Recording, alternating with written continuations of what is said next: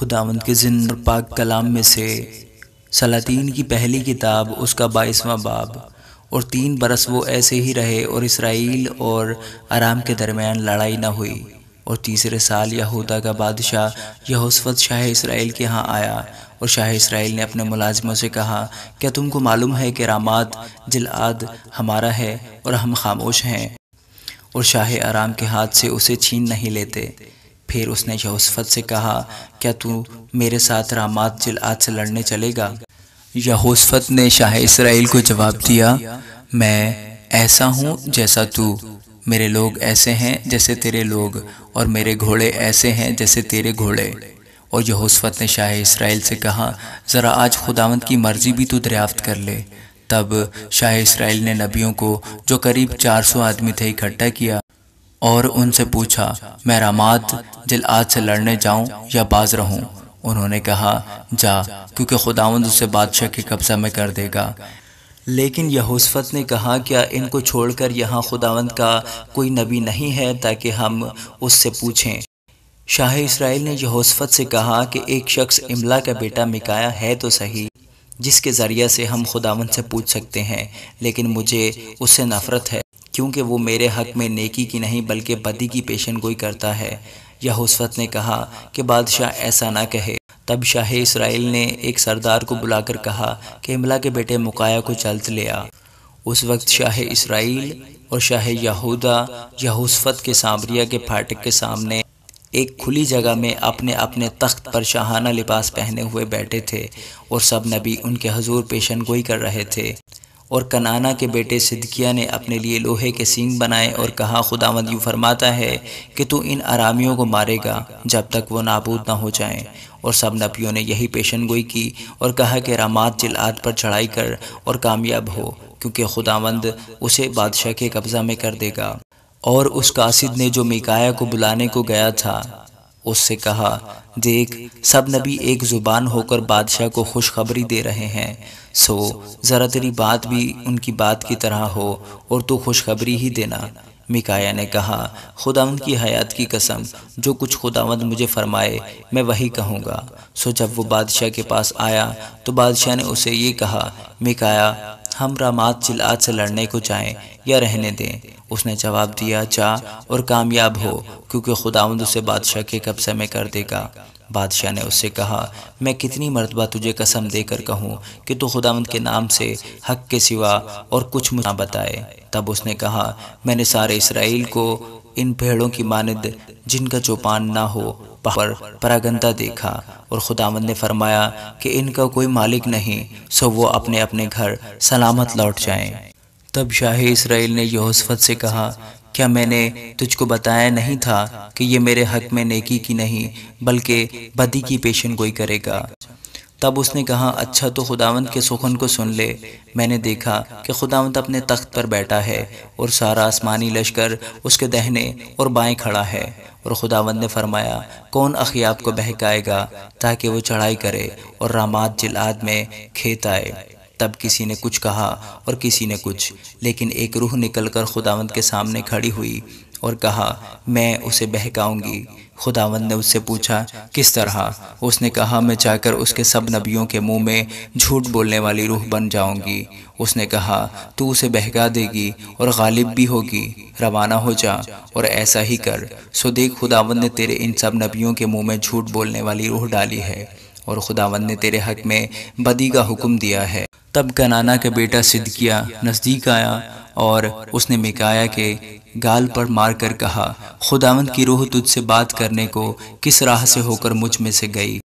میکایا نے کہا، یہ تو اسی دن دیکھ لے گا جب تو اندر کی ایک کوٹری میں گھسے گا تاکہ چھپ جائے۔ اور شاہ اسرائیل نے کہا، میکایا کو لے کر اسے شہر کے ناظم امون اور یوآس میں شہزادہ کے پاس لوٹا لے جاؤ اور کہنا، بادشاہ یوں فرماتا ہے کہ اس شخص کو قید خانہ میں ڈال دو اور اسے مصیبت کی روٹی کھلانا اور مصیبت کا پانی پلانا جب تک میں سلامت نہ آؤں۔ تب میکایا نے کہا، اگر تو سلامت واپس آ جائے تو خداوند نے میری معرفت کلام ہی نہیں کیا۔ پھر اس نے کہا، اے لوگو، تم سب کے سب سن لو۔ سو شاہ اسرائیل اور شاہ یہودا یہوشافط نے رامات گلعاد پر چڑھائی کی، اور شاہ اسرائیل نے یہوشافط سے کہا، میں اپنا بھیس بدل کر لڑائی میں جاؤں گا، پر تو اپنا لباس پہنے رہے۔ سو شاہ اسرائیل اپنا بھیس بدل کر لڑائی میں گیا۔ ادھر شاہ ارام نے اپنے رتھوں کے 32 سرداروں کو حکم دیا تھا کہ کسی چھوٹے یا بڑے سے نہ لڑنا سوا شاہ اسرائیل کے۔ سو جب رتھوں کے سرداروں نے یہوشافط کو دیکھا تو کہا کہ ضرور شاہ اسرائیل یہی ہے، اور وہ اسے لڑنے کو مڑے۔ تب یہوشافط چلا اٹھا۔ جب رتھوں کے سرداروں نے دیکھا کہ وہ شاہ اسرائیل نہیں تو وہ اس کا پیچھا کرنے سے لوٹ گئے، اور کسی شخص نے یوں ہی اپنی کمان کھینچی اور شاہ اسرائیل کو جوشن کے بندوں کے درمیان مارا۔ تب اس نے اپنے سارتھی سے کہا کہ باغ پھیر کر مجھے لشکر سے باہر نکال لے چل، کیونکہ میں زخمی ہو گیا ہوں۔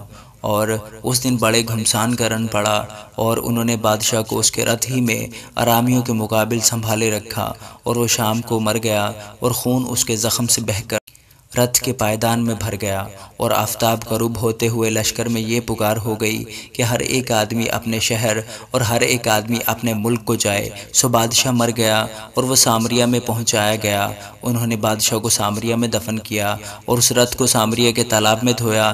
کسبیاں یہیں غسل کرتی تھیں، اور خداوند کے کلام کے مطابق جو اس نے فرمایا تھا کتوں نے اس کا خون چاٹا، اور اخیاب کی باقی باتیں اور سب کچھ جو اس نے کیا تھا، اور ہاتھی دانت کا گھر جو اس نے بنایا تھا، اور ان سب شہروں کا حال جو اس نے تعمیر کیے، سو کیا وہ اسرائیل کے بادشاہوں کی تواریخ کی کتاب میں قلم بند نہیں؟ اور اخیاب اپنے باپ دادا کے ساتھ سو گیا، اور اس کا بیٹا اخزیہ اس کی جگہ بادشاہ ہوا۔ اور آسا کا بیٹا یہوشافط شاہ اسرائیل اخیاب کے 4 سال سے یہودا پر سلطنت کرنے لگا۔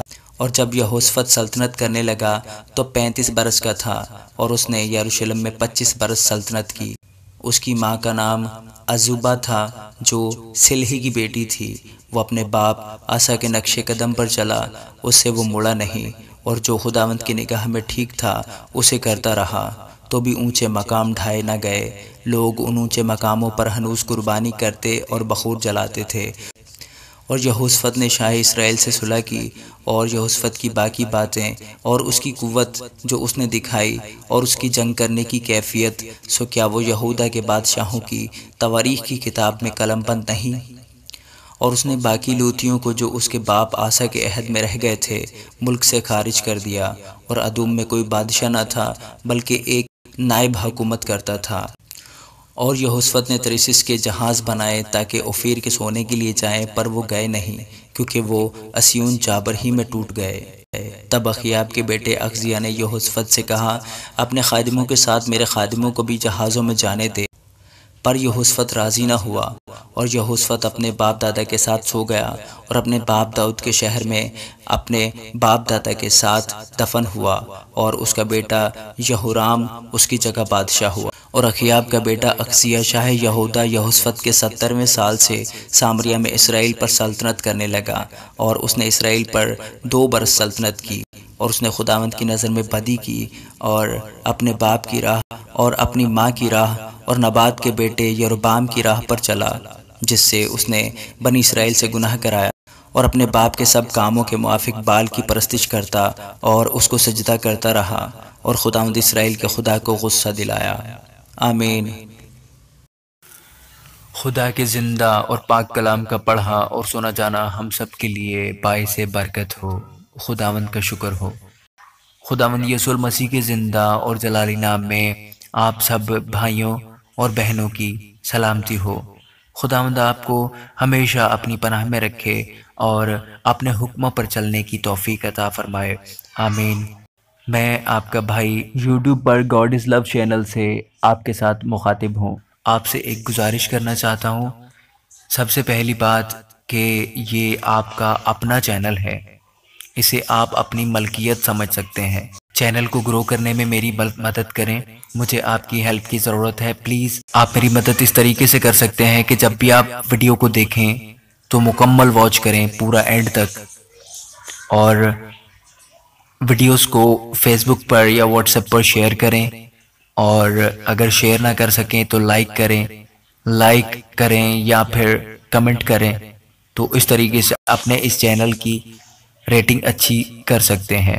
اس کے علاوہ مسیحی آئی ڈی اور خدا محبت ہے اور اے محبت کے خدا تیرا شکریہ، یہ تینوں پلیٹ فارم بھی خداوند کی حمد و ثنا کے لیے مختص کیے گئے ہیں۔ یہ آپ کا اپنا چینل ہے، اسے سبسکرائب کریں اور اپنے دوستوں کے ساتھ شیئر کریں۔ خداوند آپ کو برکت دے، آمین۔